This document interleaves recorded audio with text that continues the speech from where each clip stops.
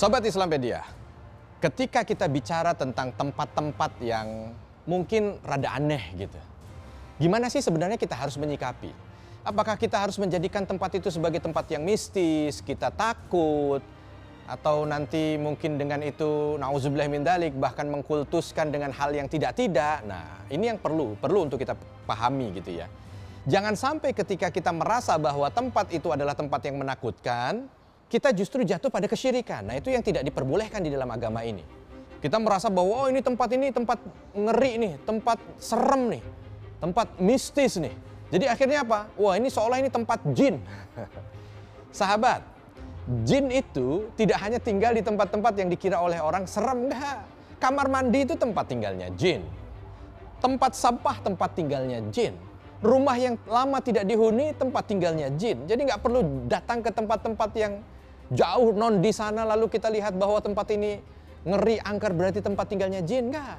Dan Sobat Islampedia juga perlu tahu bahwa Islam sudah mengatur gitu bagaimana sebenarnya kita ini bermuamalah gitu dengan tempat-tempat yang mungkin dihuni oleh jin. Tetapi aturan yang dibuat oleh Islam ini bukan aturan yang mengarah kepada hal-hal yang berbau syirik.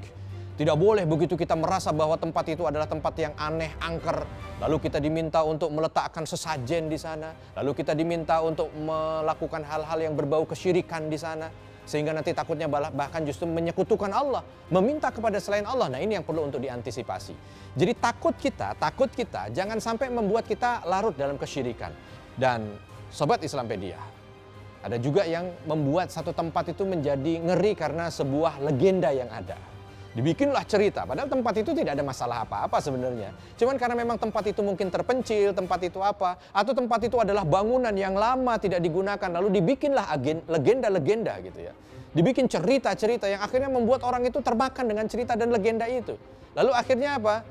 Jatuhnya ada hal-hal yang tidak disepakati atau tidak diridhoi gitu ya. Tidak diperbolehkan di dalam syariat, dia kerjakan.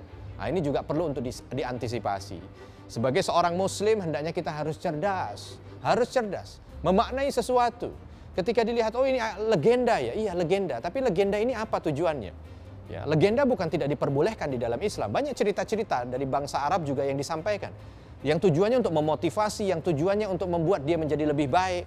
Tapi itu tadi, legenda yang baik. Tapi kalau legenda yang ujung-ujungnya adalah membuat kesyirikan, maka sebagai seorang muslim kita harus mampu untuk menjaga akidah kita.